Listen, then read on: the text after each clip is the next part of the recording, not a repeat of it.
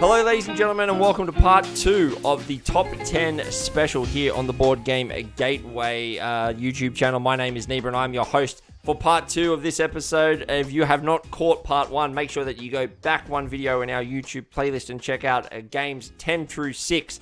My name is Neba, and on my left I have Mr. Leo. Hello. On my right I have Mr. Joel. Hello. And down the end I have Mr. Ralph. Hi. And we are not going to be doing any real preamble for this one because realistically this is a continuation from part 1 of our special. So realistically, should we just get straight into our top 5 board games of the year? Let's just dive in. Yeah. Let's Rip do the it. Band-Aid off. Rip the Band-Aid? We haven't had oh, any, please, God. any double ups yet. There's not a single clash yet. So Oh, I'm God. interested to see. Look, I think we're Let's see due. what happens. We'll see. Yeah. Anyway, let's get straight into board games 5 through number 1, starting with number 5. Let's get onto it. Number 5. Number 5. Number five. Number 5. Get into number 5, starting with Mr. Leo. Let's get into the top half. Let's do it. Oh, it's getting hard now, isn't it? It Because they're all such amazing games. But my number 5 is Lost Ruins of Arnak. This game blew up in popularity, I think, during the COVID kind of pandemic period.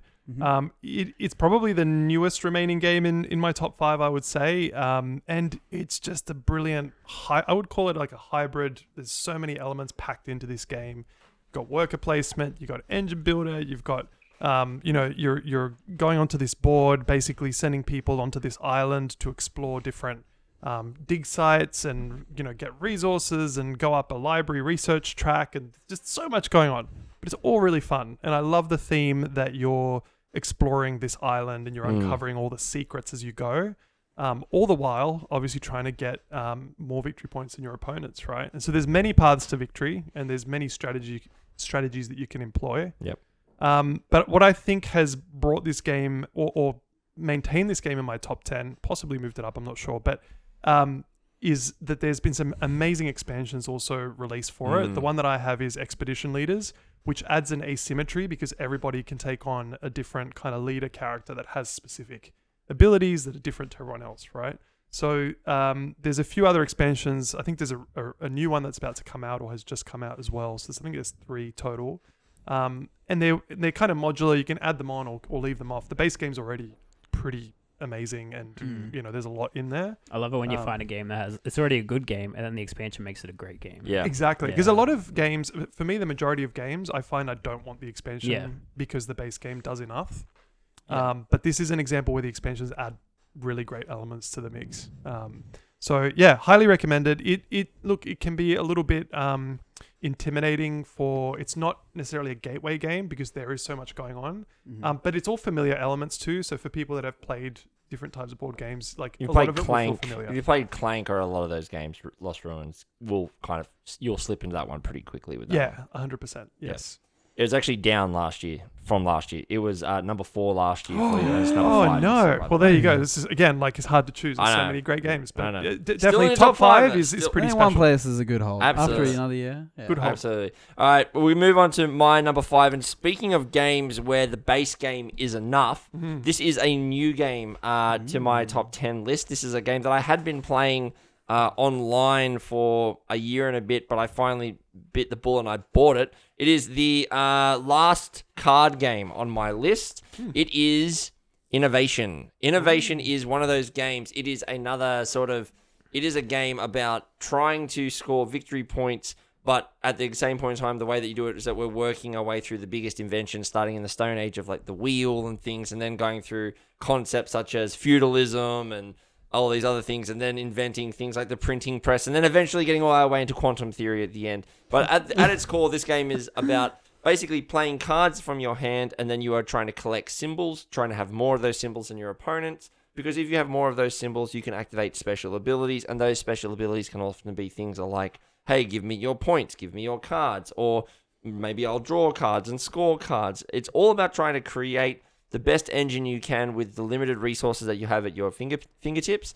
And at its core, it starts really simply. You just get 2 actions a turn. You can either draw a card, you can play a card, or you can activate the card's abilities in front of you. Take your pick. And those abilities can be really awesome. It's one of those games that I got introduced to playing on Board Game Arena. I loved it so much that at our last, one of the last Sydney trade auctions, I actually sourced a copy that was in there and I bid for it and I was successful to get one. And it is such a great game because it's just a deck of cards. So portable, so much game to play. There is so much to it, and I really cannot speak highly enough about innovation. And it comes in at number 5, and honestly, not surprising. Yeah, it's one that I'd love to play. I've played a few similar games by the same designer. Yeah. But it's a classic. It's been around for a while, and I do appreciate a game that packs a lot of game into a small, package, especially a card game. So keen to play it. Absolutely. So innovation comes in at number 5, and with that, we move to Joel for your first game here of part 2. Number 5 for you. This is probably the lightest game on my list, and I had a lot of trouble placing this one. At one point, it was number 1, and then it didn't make the list, and then it was... it's such a simple game that it feels wrong having it in my top 10 list. It's a single deck of cards with a bunch of numbers on them, and the objective is to flip 7 of them over until and hopefully not get any pairs. What might this game be called? I think it's called Flip 7. Oh, there we go. Makes There sense. you go. This is one that I was only introduced to this year. I actually got a free copy of it at a gaming event, wouldn't you know? It only came out this year. It's brand new. Well, there you go. Well, that's probably why. There's a Christmas edition too. Oh, I might have to already. get that Love too. But the great thing about this game, like all ages, all difficult, like all anyone can play at any point, right? You only really need one person at the table that even knows how to play, and the rules are less than 30 seconds. I'm going to deal out a card, and it's going to come to you, and you say, hit me or stop. You're trying not to get a pair. So if you've already got a 12, that's worth 12 points. You're hoping that you don't get another 12, and it's up to you to decide if you want to take the risk for another card or not. Ralph says yes, it goes over to Leo, and it comes to me. There's a couple of little subtleties with the rules where instead of just doing all of these cards one after the other and everybody's sitting there waiting, you get one card, I get a card, you get a card, and by the time it comes back, you just have to say yes or no. It's very, very fast. As I said, I almost had it higher for the reason being that I was taking it everywhere. It wasn't just becoming like a party starter or let's get this going and you can have people join halfway through. It doesn't really matter. We were taking it to the pub. We were taking it on trips. You could play with or without some apple juices. You could play it at the end of the night, the start of the night. So you become like a dealer for the board game. Yeah. I mean, look, I totally understand that last year in my top 10, I had That's Not a Hat for the exact same reason. So, sometimes a game, if it knows what sort of game it is and it doesn't waste your time and it becomes a game you want to take everywhere, there's no reason why it shouldn't be in your top 10, I don't think. Exactly. And I haven't had a bad experience with the game. As light as it is, you get the guy, and there's a couple more little, you can get a second life or you can freeze someone else. There's a couple little bits to go with it. But for the most part, it's really about these big moments where everybody's got 3 or 4 cards now. Are you going to stop or are you going to keep going? Because if you keep going, you might bust, right? And especially if you get to your 5th or 6th card, if you get 7 of them out in front of you, you get a big bonus, the whole table roars up. And whether you get it or not, it's a great moment. Because if you don't get it, you're super excited. And if you do get it, sorry, other way around. If you get it, you're obviously really happy. But if you don't get it, everyone else at the table is loving it. It's just really fun. Lots of great moments. And, you find it for $15. Easy to get at the moment. Easy to get. Absolutely. Find it anywhere these days. All right, Ralph, let's go with your number 5 as we round it out. So my number 5 is another game. It's a legacy game, rather a campaign game that I played over maybe 3 years. And it's a game that you're only really going to have this strong feeling towards if you do play it over that couple of year period. And that is Gloomhaven. Gloomhaven is probably the biggest box out of all the games that we spoke about so far. You can't take this with you anywhere. This is not a travel game. It will take you 4 hours to unbox, and you only do that the once though. But yeah, look, we've had this game's been highlighted so much, but we've had such fun times with it. So many stories came out of it. In our game, normally you retire a character, I'd say after 5 or 6 games. It took our group close to 20 games to get our first retirement. So we actually got our friend a retirement cake. He snuck out to the kitchen and we quickly put the cake on the table, a little candle, and we had a retirement party for it. And the retirements came in pretty quickly after that. And we had so much fun in our campaign. So many great stories have come out of Gloomhaven for us. It is a computer game. It's fantastic on the computer as well, but to me, it's lost a lot of its soul. The soul of the game is on the table. Frosthaven is great. If you want more of it, it's more complicated. I personally like some parts of it, don't dislike some other parts of it. Gloomhaven, to me, has a second edition, and it's quite elegant in its design.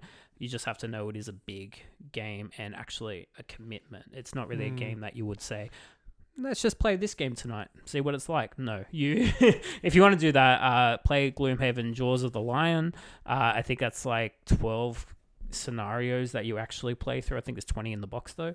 That's fantastic. That's the best pickup that you can to introduce yourself to Gloomhaven, and highly recommend it. Yeah, I'm definitely gonna have to get this one out. I've actually owned the game for about a year. I don't have many games that have sat on the shelf unopened yet. This is probably only one of them because you just, you got to get the right people. It will take you like 2-3 hours to unbox it. Yeah, of course. The Shelf of Shame needs some rest from that being on it. You need to get it off and let it have a rest. It's like every time we go to start something new, it's in the top 3 that we want to, and it just keeps staying at number 3. We just really need a... It's going to come out this week. I've made a decision. This week. I've made a decision. There's a pledge. All right, and that is going to round up our number 5. And so, look, just because that is the end of our first number here in part 2, let's quickly go through what our top 10s are at this particular point before we get to number 1. So just in case you just decided to tune in straight away and skip part 2, we highly recommend 1. You go back and watch it. But just in case, let's go through them very quickly. For Leo, starting at 10 and working his way up, he had Scout, The White Castle, Castles of Mad King Ludwig, Space Base, War of the Ring, and coming in at number 5 was Lost Ruins of Arnak. For myself, starting at number 10, it was Santiago, Race for the Galaxy, Container, Dead Reckoning, Age of Steam, and then number 5 was Innovation. Then we have Joel, again, starting at 10. He has Telestrations, Cascadia, King of Tokyo, Quacks of Quedlinburg, or just Quacks as it's known now, Quack. One Night, Ultimate Werewolf, and Flip 7. And for Mr. Ralph, starting at number 10, he had Anachrony, followed by Voidfall, Slay the Spire, John Company 2nd Edition, Pandemic Season 1, Pandemic Legacy Season 1, and Betrayal of the House on the Hill Season 1. Shared place number 6. A controversial yellow card was given out in that part, so he's still potentially on a 1-game suspension. Followed by number 5 is Gloomhaven. And with that, we've only got 4 more to go each, so it's getting tense, it's getting exciting. Let's get into it. Number 4. All right. And with that, we now move on to number 4, our last game before we hit the medals. And let's get into it, starting with Mr. Leo. Yeah, so in your number 9, you had Race for the Galaxy. I did have Race for the Galaxy at number 9. In my number 4, Roll for the there Galaxy. It is. Oh, I was like, wait a minute. He doesn't know. Wait a minute. He's a dice He was fan. trying to get us. He was trying to get us with. I am a serial dice yeah, fan, love but that. I will make a case as to why I like Roll. Look, and to be fair, I've played Race for the Galaxy before, but not often. No, right? that's fair enough. But Roll for the Galaxy has that tangibility, right? Like, if I'm going to produce some goods, I get to place that beautiful little goods dice onto my planet. Yep. I get that really satisfying rattle of the cup with the dice, and then you slam it on the table. Look, there's a lot of fun from that, like, tangibility of having the dice, and also for me, it's the only game I've ever played where you're building up an engine of dice. I know there's other games like that out there, I'm sure, but this is the one that I've played and that I've loved for many, many years. Also, I think this year it got a new life in my house because my kids suddenly started loving it as well, which was a nice surprise. I'm sure you hated that. Oh, I hated it. I was like, really? You want to play this? Okay, I guess I'm going to have to. Oh, whatever. Yeah, I have to. But yeah, just to quickly summarize, similar to Race for the Galaxy, you're building up a tableau of planets and building up an engine of dice, and the dice, you roll them and you can do different things with them. You can produce goods that go onto your planets. You can ship those goods for victory points or money. You can use that money to buy stuff, new dice, whatever it is. You can develop or research new developments that help kind of boost your tableau in some way or give you new abilities. So there's a really lovely, elegant kind of engine building, tableau building game, again, that has that satisfying dice roll, and the thematic is really nice. Like, the theme is really nice. I find it really exciting because it's got a bag of tiles. So in Race for the Galaxy, you've got a deck that you shuffle and you draw cards from, and that's the random element. Here, it's the dice rolling, but it's also the tiles sitting in a bag, and when you go to look for a new planet to add to your tableau, you reach into the bag, and who knows what you're going to pull out. There's some really cool stuff in the game. So really, really nice, fun game. It doesn't overstay its welcome. Like, it'll play fairly quickly, similar to Race for the Galaxy. But it's always going to be a fun time and pretty crunchy too, because you got to try to figure out how to maximize your tableau. Yeah. I feel like I just decided there's less money in my wallet now. So you've sold me. Honestly, give it a go. Like you'll love it. And the base game is great. I've also got Ambition, which is one of the expansions, and it adds on some nice, really nice little elements to it They as well. call the expansion the same as the card game expansion. Must do. They're both They're both called Ambition. Wow. There you go. There you go. All right, so coming in number 4 was Roll for the Galaxy. I do want to say on that was the first game that me and Damien ever played together, and also all the dice fell all over my house. It took forever to pick up these little dice. Oh, there's so many of those little dice. Yeah, you don't want to lose them. Yeah. All right. So anyway, they're like the Lego of the dice world. Yeah, They're those 100%. small dice. Anyway, let's move on to my number 4 now, and this game is my final game that is new to my top 10 list.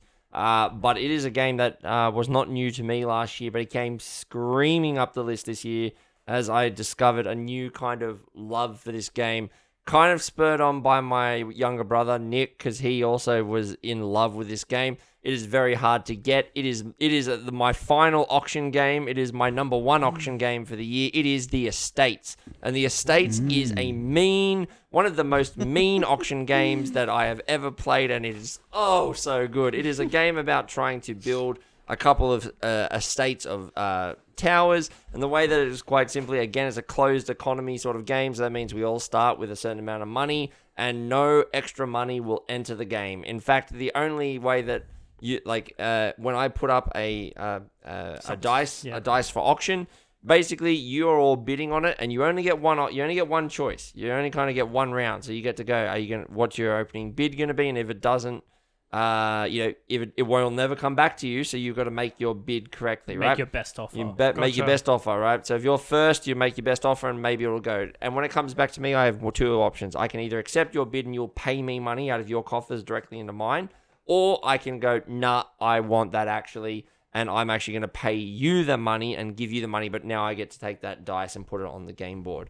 The reason why this game is so mean, however, is that at the beginning of my turn, first and foremost, in classic good property development sort of cycle, I can embezzle money, which basically means I'm taking one of my $1 million notes, and the game is all done in millions of dollars, quote unquote. But I get to take one of my money and I just put it face down, and that is taken out of the game for the rest of the game. It's no longer so it's less money in the game to be bid on, but it's just worth 1 point at the end of the game.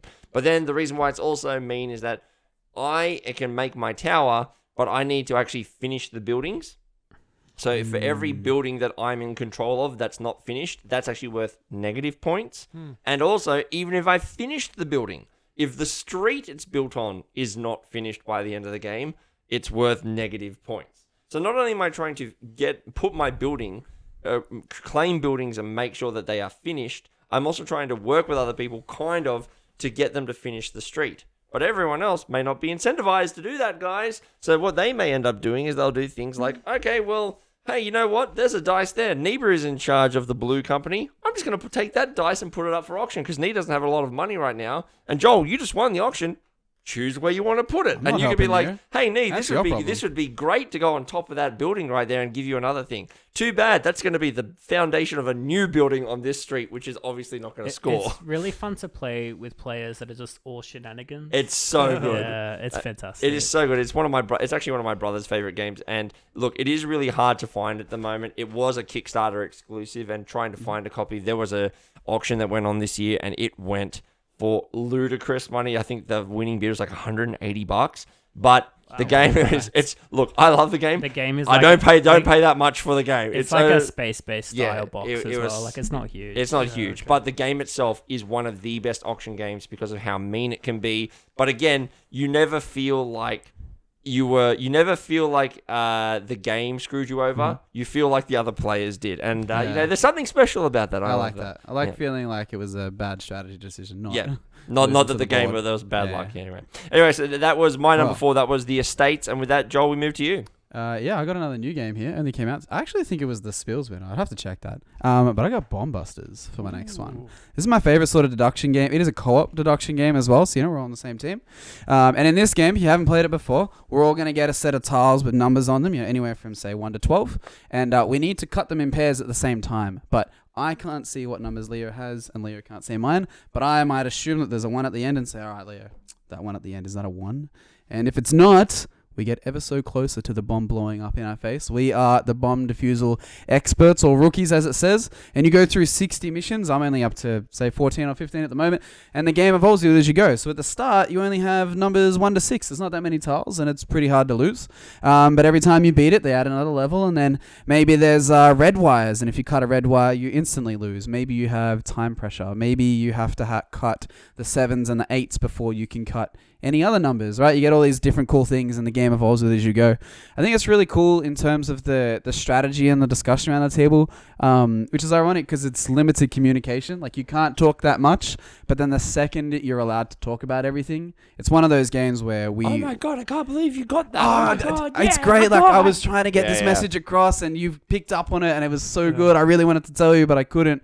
And yeah, I really like that aspect of it. The game is done and now we're going to talk about it for longer than we actually played, right? There's just so many good moments in it.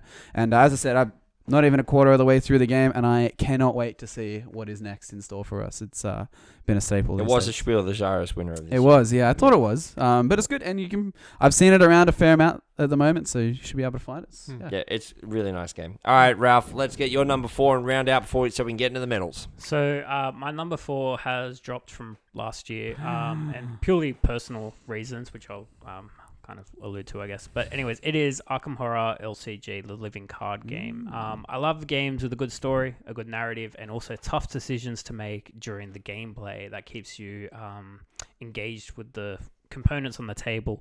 Any game that can lift like cards and graphics to actually like feeling like you're doing these things, Arkham Horror definitely succeeds in those feelings. It creates new stories and it's kind of like a choose your own adventure book.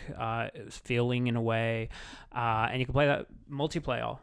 You can play that. I love it at 2, 3's okay. It creates different ways you think about crafting your deck, because it's a deck construction game where you basically craft your deck before you play the game, using a selection of cards in a pool. I absolutely adore this game. I didn't play any campaigns new to me this year because I actually haven't had a lot of time to invest in actually playing this game.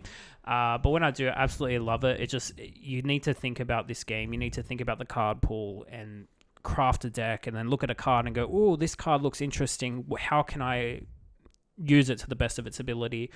And then you play the actual storyline and the scenarios that the game throws at you that you don't really know what's coming. It's a bit of a lottery. Or if you played that scenario before, you're like, I know this is coming.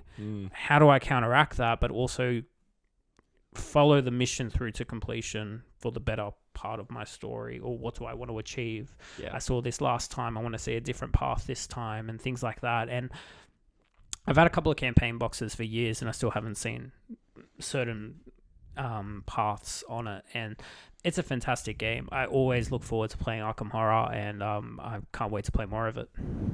Yeah, and if you want to know those reasons why it potentially has slipped down his thing, go check out our last podcast episode 76 it was. So there was some news come out about that. Yeah, so they're actually just an update on that. The new living card game cycle, they're now basically did a 2.0 version of the core box. Oh, okay. So they're just bringing what they deem as staples back. They updated the art.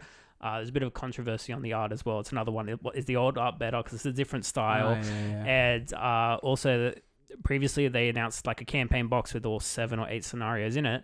The new campaign only has 3 scenarios in it, but they claim it to be more in depth. So it's all speculative stuff right now. So we'll see. Well, maybe we'll report about that later in the next year. But Arkham Horror Living Card Game coming in at number 4, and with that we move on to our medals. Let's move to the bronze place in number 3.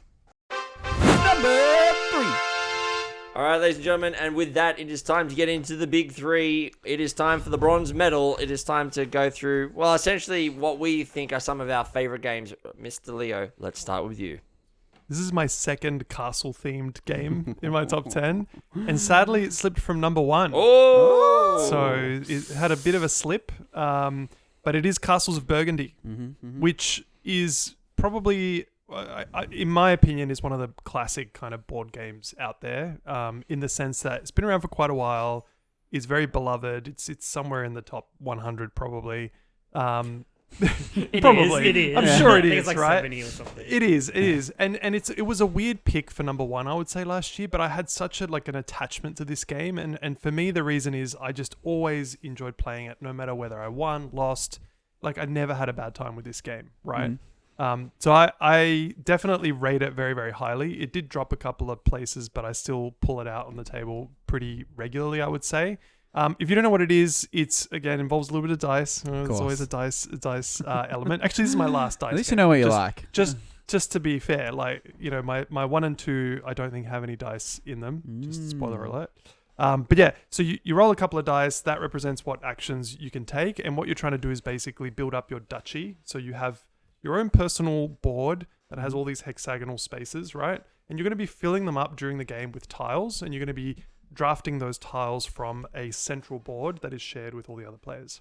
As you place a tile in your duchy, you will trigger something to happen. And there are different types of tiles. There are like tiles, like ship tiles that let you pick up goods. You know, there's these like beige city tiles that also give you some sort of effect. There's yellow tiles. Mines that give you money. Mines that give you can money. Spend on changing dice values. Yes. So there's dice modifiers, all this stuff.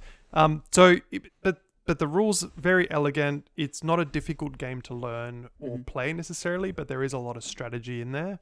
And the scoring element for me is really fun because you get this kind of ping pong effect, because as soon as you finish a region, you score big for it, right? And so then you might shoot ahead on the victory point tracker, but then the next turn, one of your opponents might do a similar thing, and then they shoot past you, and you're kind of like shooting past each other and getting big points throughout the game. And it's not uncommon for me to finish a game of this with other people where we've all surpassed like 200 victory points. Yeah, which right. is just crazy.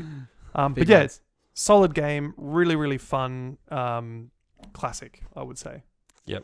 Yeah, I've been playing a bit of it on BGA this year, and I'm still absolutely terrible at it. But I have to admit, it does have a lot of really cool, like making the decision space of choosing dice to either get tiles now or put them out in the hopes to get points to beat your opponent. So, I just create workers. yeah, pretty much.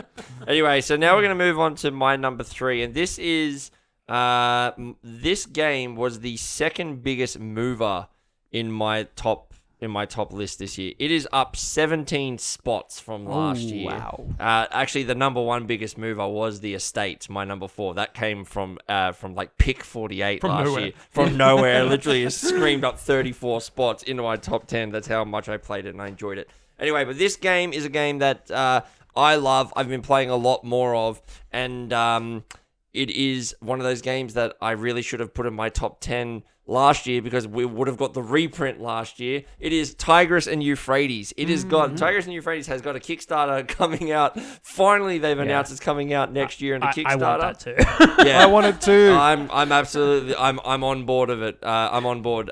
This is a game that I've played a lot more of this year, and Tigris and Euphrates is an old Reiner Knizia game, and it is the best way to describe it is a tile laying game where we are creating cities on a board using square tiles, and then eventually we are either going to send those cities to war with other cities that have been created, or civil wars will break out in your cities, all in an attempt to score cubes. There are 4 different colors of cubes: red, blue, green, and black. Black are wild cubes. And at the end of the game, the winner is the person who has the highest score.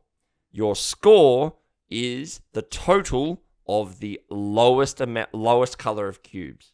So you are trying to score cubes, and let's say I was screaming ahead on red cubes across the board. I had 25 of them, but I had 15. So sorry, that won't happen in that It won't game. happen. But let's say, for example, well, it potentially could, depending on the monument. So we'll get it anyway. But I had 25 and I had 20 green, and then I had 18 blue, but I had 2 black. My score for the end of the game is 2.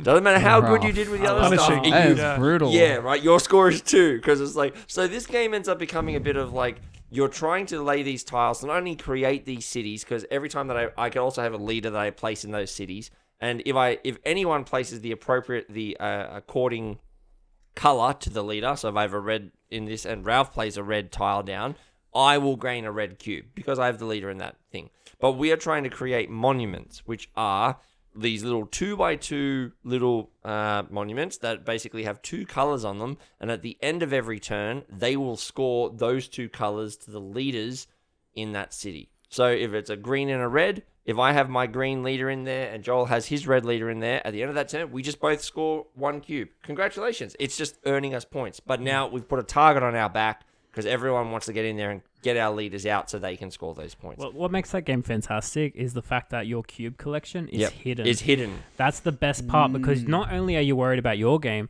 you have to keep track of who you think is winning and how many of a particular color cube they have, and you don't know. Yeah, it's also the tiles that you have are hidden, and you have 6 tiles in hand, and they are kept hidden. So I may want to start a battle with Ralph, but I will go, does he have that color to stop me from doing this? Oh, no, certainly not. And in classic Reiner Knizia fashion, all ties go to the defender. So you have to win cleanly. And often, you really gotta but as the attacker, you act first. So if I say, I'm going to put 2 tiles in this battle, Ralph can go, sweet, I've got 2 tiles. And I just tie and I end up, damn it, right? So Tigris and Euphrates. I have purposely lost a battle just to win my following battle as well. Yeah, there's a lot of that stuff that can go down. Tigris and Euphrates, I'm so excited for the reprint. I don't normally go, I'm going to be getting it. This is one that I'm like, no, I've really want it. And it just comes streaming up. It is my number 3 game. It is absolutely brilliant. It's Tigris and Euphrates. And with that, Joel, with you to your bronze medal. So my bronze medal is the last remaining game that I had last year. It's actually moved up a few places. We actually played this a few times, and then I played it on BGA a lot and fell out of love with it a bit, and then I stopped playing games online. And when I came back to it 6 months later, I've now played it probably twice a week for the last 2 or 3 months. It's been pretty solid. And it is also the heaviest game on my list, which is interesting. It's just Terraforming Mars. It's Terraforming Mars. It is, I think it's just one of the classic staple semi-heavy game, like not ridiculous heavy, but probably out of the gateway game reach sort of section. It's definitely a step up from the mid-weights. We more recently got the Prelude expansion to go with it. Speeds up the start of the game a little bit. You get more options, more powers, and a bit more of that asymmetry. Like, I'm definitely doing this, definitely doing that. The part that I really like about it is sort of the presence and the tension that is just always happening at the table. For a game where you probably make 100 to 150 decisions or actions, every little one is really felt by the table. Even if it's just as simple as, I'm just going to pop a city just over here. I haven't put anything around it yet. I haven't really, just first city of the game. Immediately everyone's like, all right, he started placing. All right, we got to think about that. And then, the next turn I might play a card that it only increases my production by 1, but now I'm the only one getting plants, right? Like, just every little action really builds, and you really get, as I said in another game, good feedback to what you did throughout the game as to how it went and how it unfolded at the end. And because of that, it's really come back to our table quite a lot, and really getting back into it. Terraforming Mars with drafting and the Prelude is the only way. Have to do the drafting. Yeah, but with Prelude is the only way to play these days. It's just it's such a good game because you have a central board that you're all playing with, and also on top of that, it's just you don't interact with a lot of people in terms of I necessarily going to affect you, but it really does. Yeah. But everything that people are doing does affect you. So and it's one of those race games as well, which just invites the tension, right? Like, I tend to go for those, I'm going to end this game very quickly on everyone. Like, you'd sit down and they want to build like a big engine. Big oxygen. I'm not giving you time. Yeah. And the tension created from that is just great. Everybody's really aware what's happening. And Terraforming Mars, absolute classic. It's a great pick for number 3. And with you, Mr. Ralph, let's round out the bronze medals. Sure. I'm a big solo gamer, and there hasn't really been many solo games in my list, but this is my last solo game. So my number 3 game is a game that has into my collection probably 7 years ago, and it won't ever leave. That is Mage Knight. Mage Knight is, you can play multiplayer, but it shines as a solo game. It is the most complex game I've ever taught myself or watched YouTube videos to learn. It's quite in depth. But essentially what you're doing is you're a mage and you have to go through, you get teleported into this land, and there's wizards to defeat, there's orcs to defeat, there's like men in keeps, and you can recruit people to join your cause, and you have to take out 2 massive cities. That is one scenario. There's lots of scenarios that are very intricate in their rules, but essentially your objective is to take out these 2 cities, and how you do that and you're under a time pressure from the game itself. The decisions you make every single turn, you really have to think it all out. It is such a slow-paced strategy game, and it's super complicated because you think about it. You spawn into this one area, and you have 5 cards in your hand that you're like, this card lets me move, this card lets me attack. Sure, I can also play this card sideways to move a little further, or to have some block so I don't take any wounds. There's a lot of decisions to make on your first turn, and then you're like, which way do I go? Do I go for that mage tower and get a really powerful spell early, and take a few wounds for it? Do I go to the monastery to train up on better cards, or burn down the monastery and really tank my reputation and get a more powerful card? There's a lot of decisions to be made and millions of different ways you can play the game. The thinking that goes through your brain when you're playing this game in silence on your own for 2+ hours is insane. And the setup is fairly low because you sort of discover the game as you play it. I've got like a big sort of Kmart container that I just plonk on the table, and that's all the enemies always set up for me. Ready So to go. I just sort of lucky dip and go, that orc lives there, and that's fine. So yeah, it is always going to be up there for me, this game. There is an expansion coming out early next year, I believe, with just more scenarios and another character, and I'm interested in that, but I'm not like super keen on it because I've had this game for so long. I haven't even played all the scenarios that are in it, and not only that, I keep coming back to the same 2-3 scenarios over and over again because there's so much replayability in it. It's insane. So this game is just a game that I could see in like a board game museum because it is a piece of art in terms of like the mechanics behind it, and like I've never come across any other game that is like this game, and I don't think I ever will, like, again. Wow. Right. Absolutely fantastic. that's number Glowing 3. recommendation. Man, you got 2 good games to come, that's for sure. Yeah, definitely. Absolutely. Well, let's not waste any more time. Let's get into them. Let's move on to the silver medals and number 2. Number 2. All right, we're in the penultimate game. It is time. It is the runner-up. But just because it's the runner-up, these are some of the best games that we think are in our collections and that we have played. It's time for number 2. Leo, let's get onto it. What is your number 2?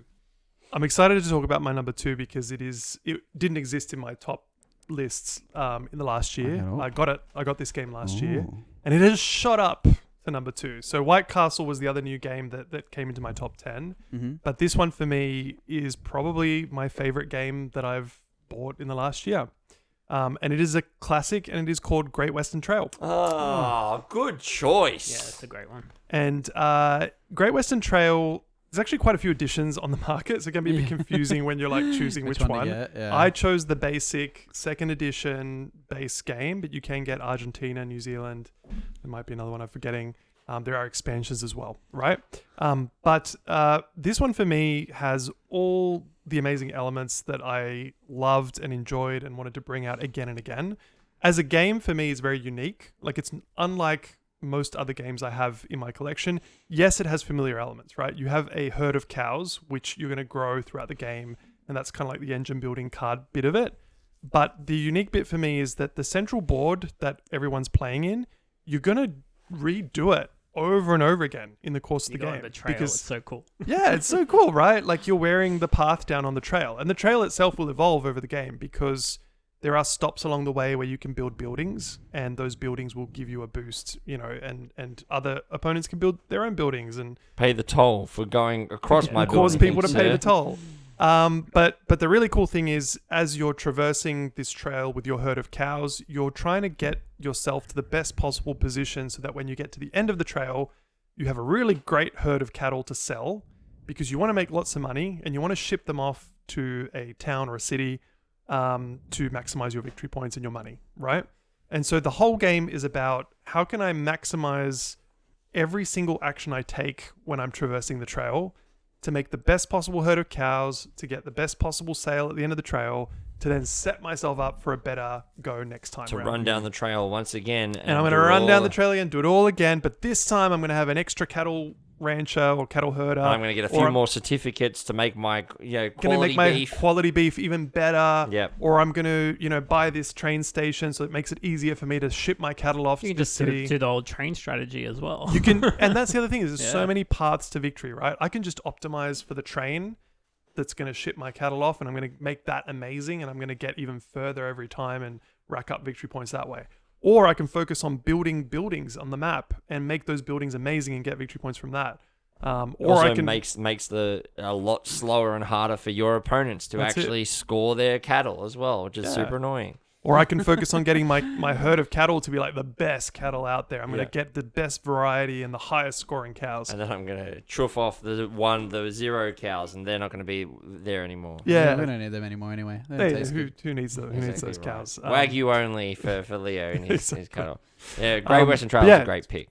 Fantastic game, amazing, unique gameplay, and the kind of game where every time you play it, you feel like you're getting a little bit better each time, and you're learning as you go. So, very, very cool. Very glad to call this my number 2 pick Love this it. year. Love that. I do want to say that is such a hard game to teach, Oh, but a fantastic game. Yeah, but then that being said, my son, who's 9 years old, Amazing. has been enjoying playing it with me, as a 2-player game. So Nice. yes, it's tricky at first, but if you can get someone to give it a go and stick with it, Oh, so it flows so they'll good. likely Yeah. fall in love with it. this was one of our founding hosts, Blake's. This was his gateway game. There you go. I said to him, I've got a game.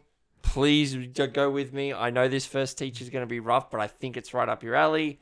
Great Western Trail. Nice. And he Alright. absolutely loved it. So maybe it could be a gateway game. You never know. Yeah. It could be someone's gateway game. We need my first Great Western Yeah, Trail. absolutely. Yeah, it's called El Paso. It's absolutely terrible. I've played it a few Yeah, times. I didn't like it either. Much rather just play. Alright, just play the Great base Western one. Trail. Yeah. Absolutely. I played a couple of the variants. I still love just the base edition. Yeah, It's me been too. Amazing. Yeah. Me too. I'm interested to see what you've got at number 2, my man.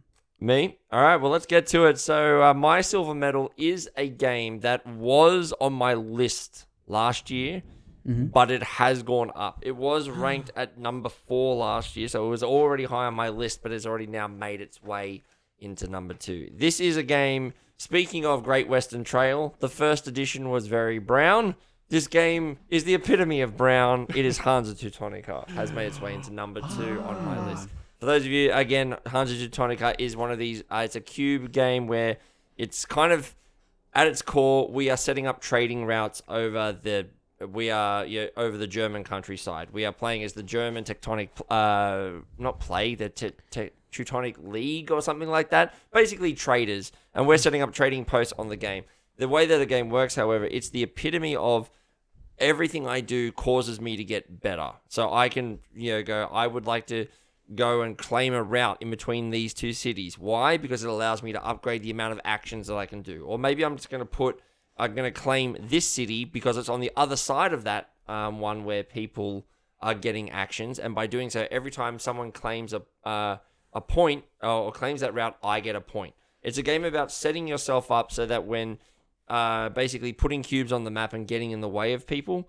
And it is one of those games, it's really kind of hard to explain, but when you see it on the table, it just makes it a lot easier to play.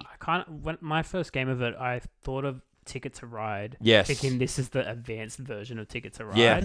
But it was an amazing Yeah, just game. imagine Ticket to Ride, but instead of if you're blocking the route, I can hit your train off of the board and put my own train down there. Yeah. But for the audacity of hitting your train off there, it magically spawns into 2 trains, and then you can put them somewhere So else. it benefits on the other game board. players. So That's literally so it leads to you wanting to be in their It way sounds like a to nightmare. get so a that you can benefit. get the I mean, benefit so of Yeah, it. but you're I'm about hoping it. to get the benefit. Then the reason why the game is so good is because it is high interactivity, right? If I see, like, on your turn, you may only have 2 actions, and one of those actions could literally be to put a cube on the board. Now, if I see that you're going, most routes are 3 cubes, right? So you need to put 3 cubes in between 2 cities. Then you need to use an action to actually claim that route. So it might take you 2-3 turns. It may to take do you 2 that. turns. So, but that means if you can't fully claim a route, there's nothing to stop me from putting a cube in the middle of that route and going, Just screwing you over. You can take it, but you're going to have to hit me off. But by doing that, you're giving me an advantage of letting me put an extra cube on the table for free. And your cubes Right. are finite too. So if you have one lingering in the middle of nowhere, you want that gone. Yeah, so it is such a good game because it is so highly it's so interactive. We're all focusing on the board. We're all getting in each other's way, and it is a similar. It's first to 20 points. The moment that someone hits 20 points, it immediately ends, and then we go straight to end game scoring. There's none of this. Everyone gets a final turn. It's like nope.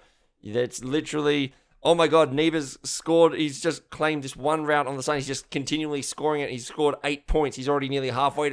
Can someone go over there and block him? God, like it's so good. I've never played this Love it game, so but good. on the strength of everything I've heard about it, I actually I bought it and it's sitting at home, like ready to be unwrapped and played. So I can't wait. I love the way that this game looks. I know that a lot of people can go, it's very brown, but I believe that it does that because what happens is the game board is brown, but all of your pieces are very like high saturation colors. So it allows your cubes to stand out on the board so that you can very quickly scan it and go, all right, there's purple over there, there's blue there, there's yellow there, and I can see the whole game. Yeah. The board disappears and allows you to focus on where everyone is. Saves you doing that That's mental so cool. gymnastics. Yeah. It just really simplifies it Yeah, for you. it really It might be the kind of game that never needs to be reskinned. Like, it might do it more harm than good if it ever got redesigned, right? Look, because yeah, you might potentially. lose that element that you've described. Absolutely. And so Hansa Teutonica comes in at number 2. I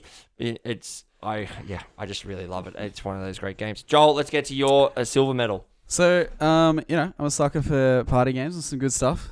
This one I actually played here for the first time at one of your events. Now, this is a team game, and I think what really makes a team game good is giving the chance for the teams to fight against each other rather than them trying to beat the board. And this one is Decrypto. Yep.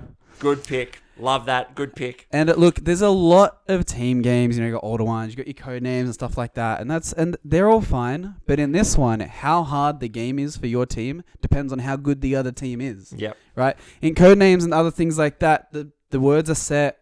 What kind of clues we can go for is predetermined for you. In this one, your imagination is the limit, and you've got to verse the other team. It allows anywhere from 4 players to 100 if you really wanted to. You have 50 on each team. The game could go for as long or as short as you want, and it creates some really, really big moments, especially as you go through the rounds. The more and more, the better. And if you haven't played it before, each team is going to get 4 secret words, and we'll have to give some clues relating to the order of the words. So I might get a 3, 1, 4, so I've got to talk about word 3, 1, and then 4, but the other team doesn't know the order, and it's up to them to try and intercept what the order was this round. Now, at the start, that's going to be pretty hard to do, but after a while, if the word was rainbow and we've said purple and we've said blue and we've said green, they're going to work it out that that's the theme. So it's up to the team giving the clues to not only talk about the word, but to throw the other team off. So you might say... It is So so hard. balancing act. It is so hard to come up with the perfect clue, especially in like round 4 when you're like, it is number 3 again, and I cannot say another color because they are just locked in on... Yeah. And not only as this game goes on, the other team is not only hearing your clues, but is starting to guess what that clue And they're is. really That's formulating right. And it. you'd be surprised at how good you can get at figuring that out or figuring out the general theme. And it's just so good. Yeah. Like, it's, I typically, for competitive stuff, lean towards sports. But for board games, this gives me that same edge. Whereas I can go as hard as I want to go, and everyone still enjoys it. Yep. And it doesn't matter if there's a skill gap because you've got a team of players. Yep. You can balance it out. It's great. and I'm going to throw it out there and say, controversially maybe, if Codenames is a little bit overrated for me, Decrypto's underrated. Yeah. Yep. As I agree. In similar category games. It, like I knew I Codenames, liked I'd these had guys for quite a around the long table. time. I knew I liked these guys. And don't get me wrong, Codenames has its place. Of course. It's probably in my top 20. It's an 30 easier range. it's an easier teach. It's quicker. and It's more of a quick to get out gateway of the game. table, yeah. Absolutely. But if I had to have one for the rest of the time, Decrypto. Yeah, I'll be we'll see. I'll eat my words. I'll be surprised if it drops the top 10 next year. Yeah, So- it's an absolutely. It excellent was game. my number 3 last year, by the way. Like it was absolutely fantastic. All right, Ralph, let's hear your number There you 2. Let's round out our silver medals. So I love a game that, just sort of deals you a hand of cards, and you have to figure out what's the best way I can capitalize on this, And I love a good heavy Euro game, and this Euro game, there's nothing to set up in it. You just need to teach people the rules, and if people already know that, it can get to the table really quickly, and you can play the game, I'd say, within an hour and a half. This is Birmingham. Oh, Oh. It's an incredible game. filled with tough decisions and so much strategy. The board itself, every player has their own duchy per se, and your own separate player board, and it's filled with all these lovely buildings that you can spend money and build. But where do you build them? And you can't build them all. You probably only build, I'd say, maybe 30% of your buildings on that board, roughly. If you want to, you can play the whole game building like 3 particular strong buildings if you want. Like, it's such an interesting game that asks you questions. How do you want to play the game? Here's the game. What do you do? And the other players lead you into it. Like, if they're playing a heavy strategy in a particular resource, it's like, I don't want to feed that beast. And it's filled with very interesting decisions every time I've played this game, purely by the other people that you're playing with. There's not a lot of Euros or worker placement games that do that, and to do it with just a hand of cards. I love playing games with cards because of that tactile feeling, and just playing a card, and you pick up cards at the end of your turn, and you just whittle down the deck, and then you go to the next phase of the game. Like, it's amazing, that part of it. And I will say the scoring between the ages is a little bit finicky. Like, I wish there was just a faster way to do that process, because you really have to go through every single item Just on the the board. admin of it, like, Yeah, it's a little bit of heavy admin, but it's just like kind of like the halftime of the game. It's going to take you 10 minutes and then go, right, the game's back on. And then you just count the score at the end of the game. And I absolutely love this game, and I can't play it enough. Yep. And that's still number 1 on the yeah, Hot still 100, it's right? Board it Game is. Geek's number 1 rated game of all time. So Fantastic it's a game. great game to have there in your second position. Mm-hmm. And I think it's going to be an absolute surprise what's in his number 1 position as we get around there. I think. I don't know. You know what? We should find out. Let's get on to our gold medals. Let's get on to number 1. Let's go. Number 1.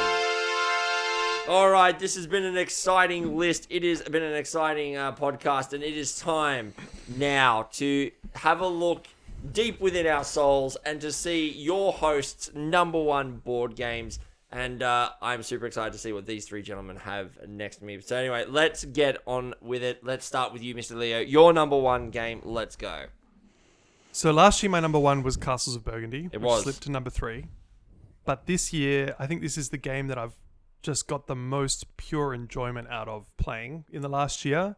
It's not new to my top 10. It's always been hovering around for me, but I just love it so much. And there's no dice in it, so it's weird that I love it that much, but there you go. It is a game called Orléans. Yep, there it is. I was There it wondering if it is. was going to be that or Dune Imperium. I didn't know which Yeah, one well, would shift it's up. funny because Dune Imperium just dropped out of my top 10. I just Right. have not played it that much. And I like it, but it just dropped out.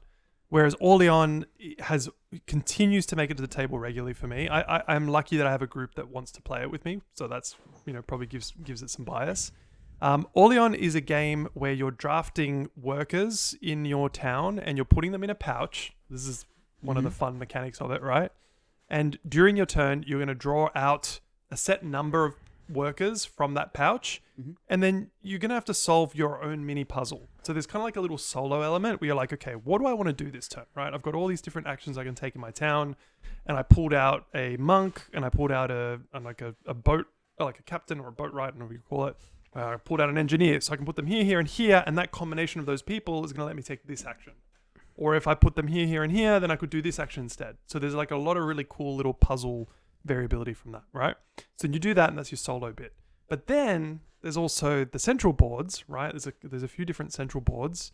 There's a board where you can sort of gain more workers to add to your pouch. There's a board where you can also move around, establishing little guild halls or trading houses, and also then picking up little resources, not even resources, they're actually goods along the way. So you can pick up like nice cloth, or you can pick up cheese, or you can pick up wine.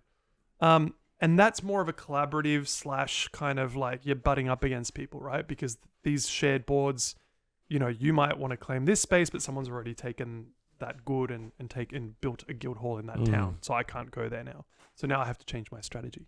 And so combine all of these elements, and so you get a lot in one package, right? Because you got the solo little puzzle element, you got the randomness of like, what am I going to draw? What am I going to do with these people? And at the same time, you're trying to do all this other stuff in the shared boards.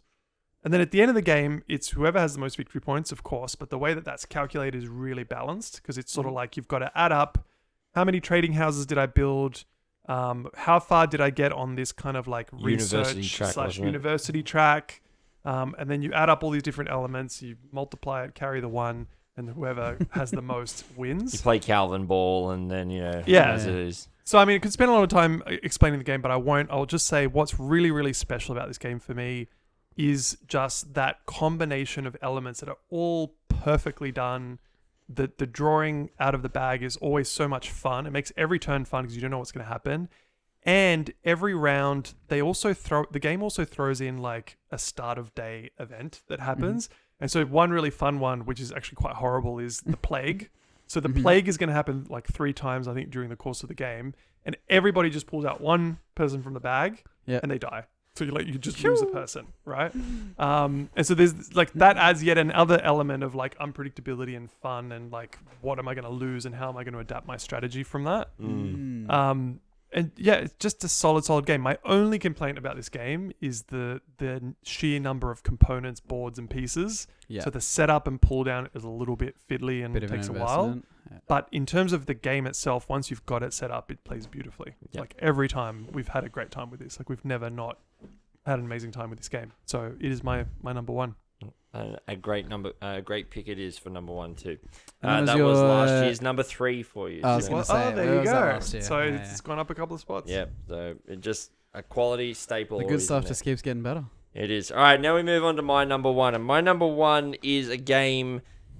I'm sorry, boys. It took us 38 games. Is there a clash? We finally have our first duplicate of this one, and my number 1 game was my number 1 game from last year. It remains in my top spot. It is Brass Birmingham, and as Ralph said, Ralph was talking a lot about this game as well. For me, this game is almost, I don't want to say perfect, but it is one of those games where the game is so interactive with the other players. Everything you do on the board directly affects the other players, that you can read what other players are doing and make plans accordingly. For one of my favorite things of like, hey, Ralph's going iron, but he's going to need coal to build more of his iron plant. So what I'm going to do is I'm going to chuck a coal plant down, and because I've done that, he has to take my coal, which will give me more points.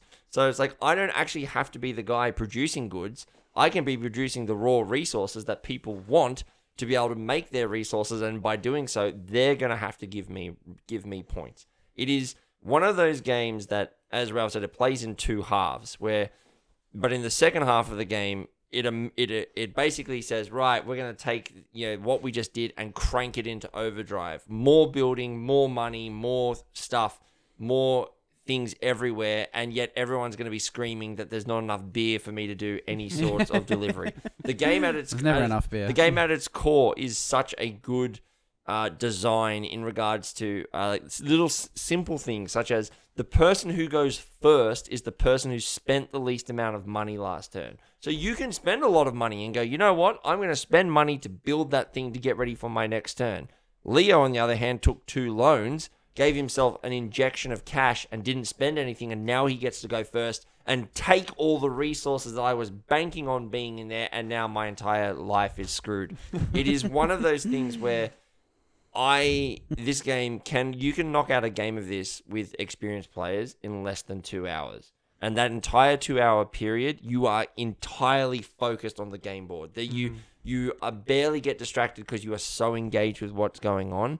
And a lot of people will say they potentially like Brass Lancashire, which is the original. I have not played it, but for me at the moment, it's hard to see how it would be any better than Brass Birmingham. It is one of my favorite games. It is my favorite game. I will say the reason why I say that particular thing is because there is a game that was in my collection which I refused to do last year, which was Twilight Imperium, and I made it as my Hall of Fame game. I did put it back into the collection to give it a rank this year. I went, you know what? I'm just going to see it. It actually dropped down into the 20s. The reason being is I did not get it off my shelf this year. It's so hard to do. It's so hard to get to the table, and I really had to do some soul searching about. I love that game. I know what sort of. I did look up the Thunder's Edge stuff. It looks super exciting to me. I know, so did I. There's a one new expansion. I'm like, oh, I'm definitely going to buy it. But the point being is that Brass Birmingham is my number 1 game. Twilight Imperium, whilst I do rate it a 10 out of 10, I just can't in good conscience put it in my top 10 games for this year when I didn't even get it off the shelf to play it. It's just, That's how it was. But you, I think I applaud that because you could almost see it as a bit of a cop out to have it in your hall. Like you got to be honest with yourself and be like, okay, has this game got played?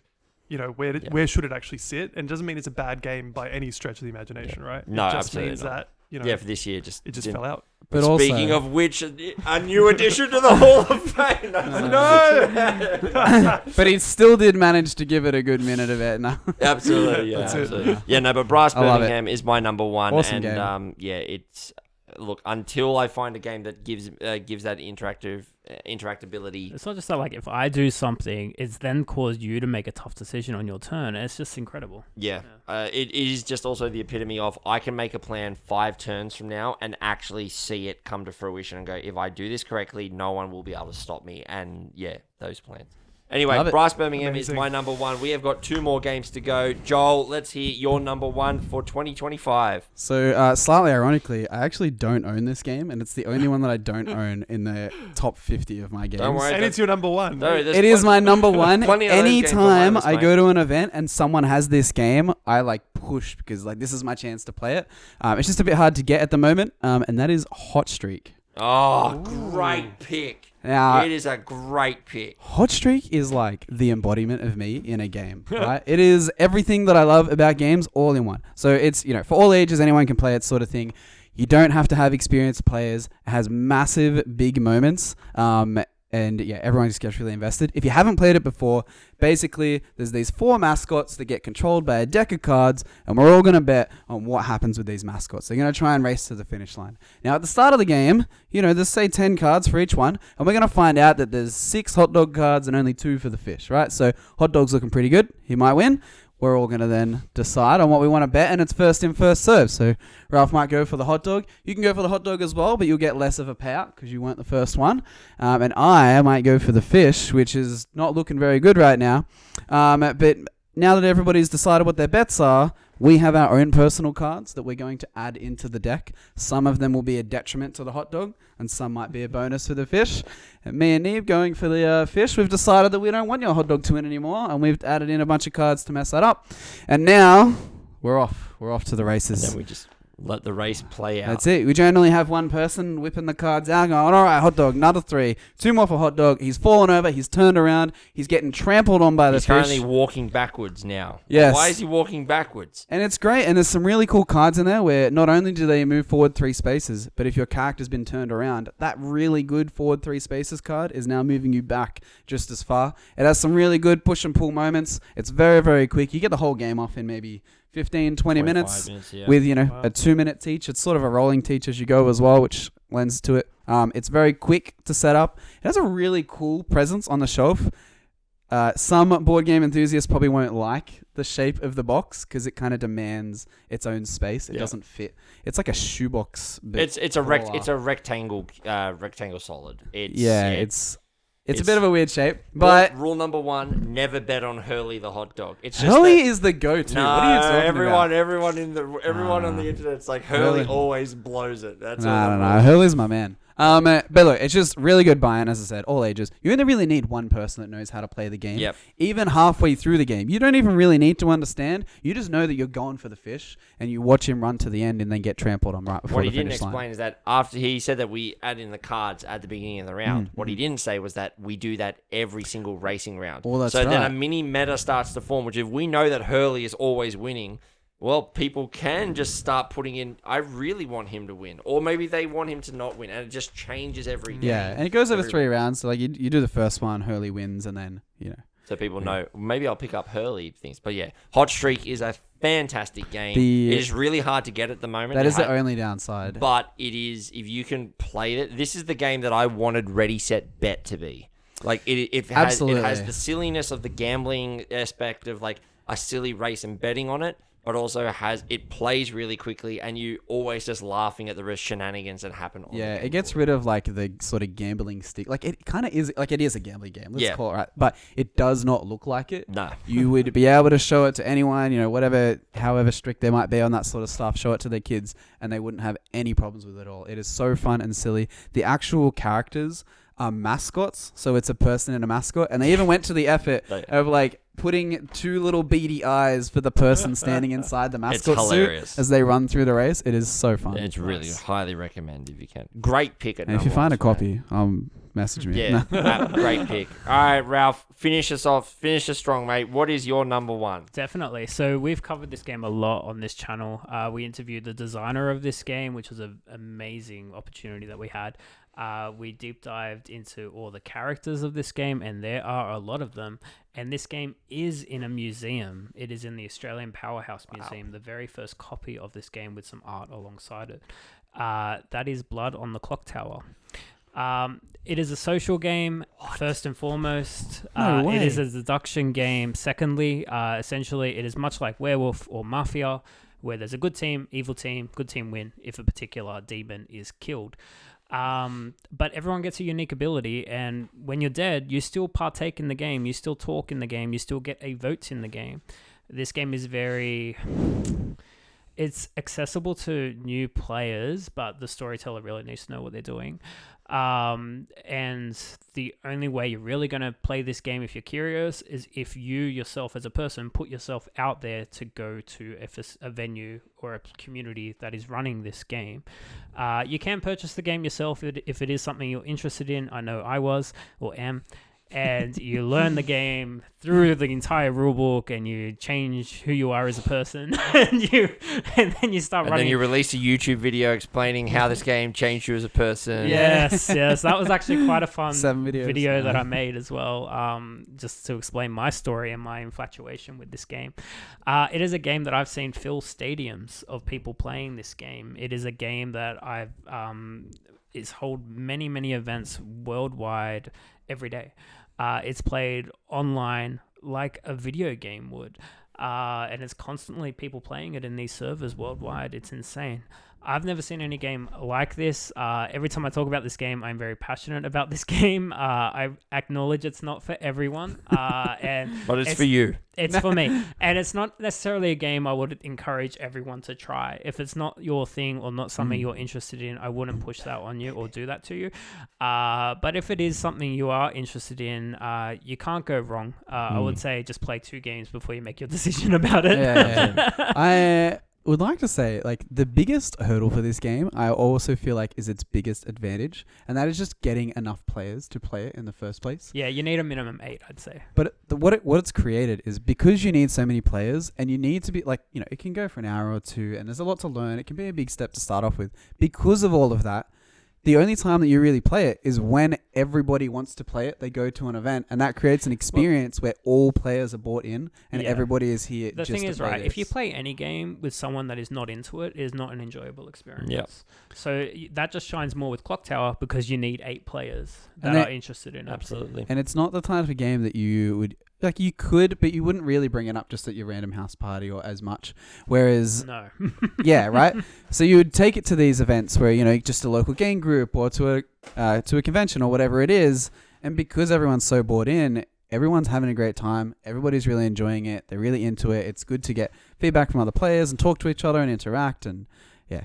Yeah, so I absolutely adore this game. This game is far from finished as well. Even though it's been published, I think it's currently like 76 on the top 100. It's the number 1 party game on BGG as well.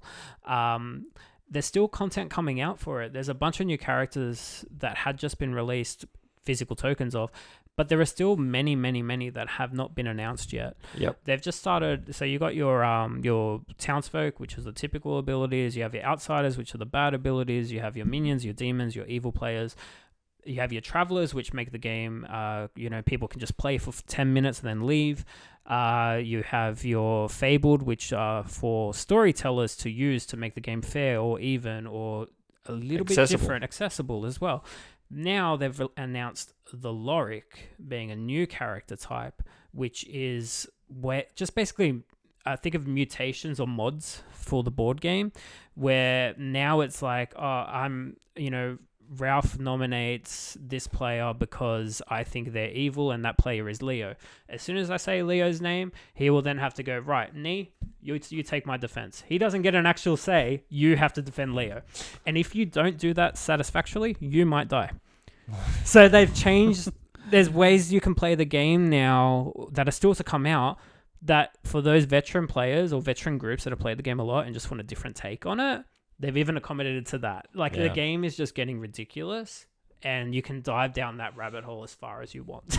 It's not uncommon to see custom scripts at an event. No, yeah, custom scripts are another unhinged thing. There's even completely custom homebrew games, where there's one called Fall of Rome, where there's an outsider called Spartacus, and essentially you want to be hidden. But every time, if you are Spartacus, every day you have to say, "I'm Spartacus," and then there's other characters that phrase pings off as well, and then people have to cover for you. No, and I'm things. Spartacus. That's classic. So there's a lot of like interesting content out there, and yeah, this game is just getting bigger and bigger every year, and I'm all here for it. Love it.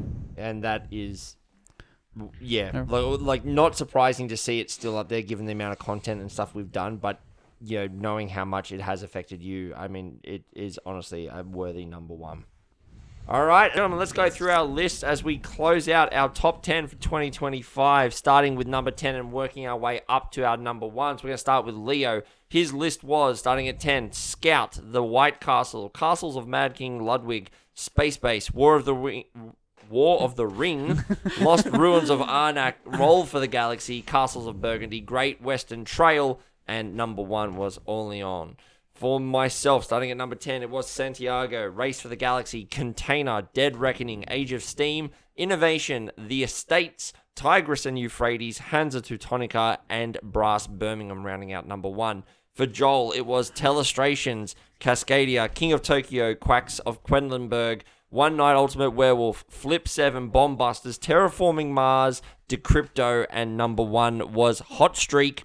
And then for Ralph, his top 10 was Anachrony, Voidfall, Slay the Spire, John Company 2nd Edition, a joint 6th of Pandemic Legacy Season 1, and Betrayal the House on the Hill Season 1, the Legacy versions. Then at number 5, it was Gloomhaven, Arkham Horror, LCG, Mage Knight, Brass Birmingham, the only double up on our list from all of those games. And number one was Blood on the Clocktower. Fantastic lists all around. We hope you have enjoyed this special two-part series. We hope you've learned a bit more about us, about what games we enjoy, what games we really like, and maybe that informs you why we talk about the way we talk about games going forward into 2026. We are very excited though.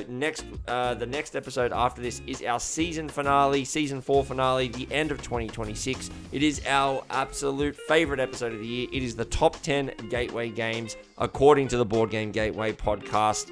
We are super excited. We're getting that one ready, and we are super excited to see you in episode 79 for the top 10 gateway games. And until that point, my name was Neba. On my left was Leo. That was Joel on my right, and Ralph was down the end there. Thank you so much for tuning in, and we will see you in our season finale next week. See you then.